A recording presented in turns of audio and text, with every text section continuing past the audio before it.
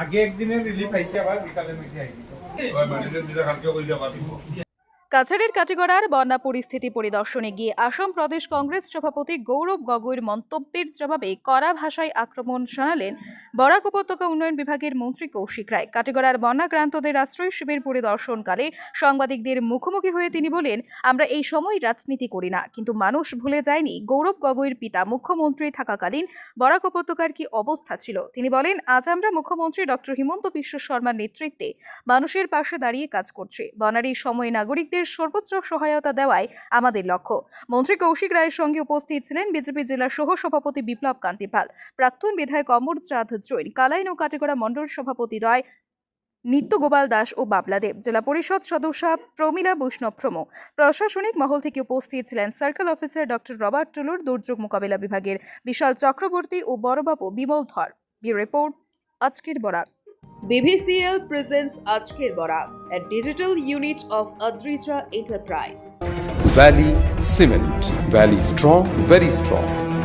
আপনারা আমাদের আজকের বরাক ইউটিউব সাবস্ক্রাইব এবং ফেসবুকে ফলো করতে ভুলবেন না কিন্তু। জানো যে কংগ্রেস সরকার গৌরব গগৈ ডাঙৰীয়াৰ দেউতা যেতিয়া মুখ্যমন্ত্ৰী আছিলে তেতিয়া বৰাক উপত্যকাৰ কি হৈছে, আজিও তেওঁ বহুত কিবা কথা কৈ গৈছে। আজি বানপানীৰ সময়ত আমি ৰাজনীতি কৰিব নিবিচাৰোঁ, আমি ৰাইজৰ লগত ৰাইজক সেৱা কৰিবলৈ মানসিকতাৰে আমাৰ ভাৰতীয় জনতা পাৰ্টীৰ চৰকাৰ মাননীয় মুখ্যমন্ত্ৰী ডক্টৰ হিমন্ত বিশ্ব শৰ্মা ডাঙৰীয়াৰ নেতৃত্বত কাম কৰি গৈ আছে, যাতে এই বানপানীক আমি ৰাইজক সুবিধা দিব পাৰোঁ, ৰাইজৰ ওচৰত থিয় হ'ব পাৰোঁ।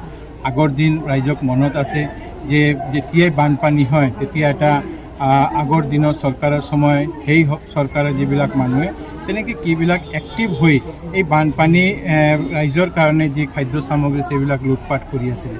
আজিৰ দিনত আমি লক্ষ্য কৰিছোঁ যে কোনো কেম্পতে আমাৰ কোনো কমপ্লেইন নাই, আমি ভালকৈ স্বাস্থ্য পৰীক্ষা হৈ আছে।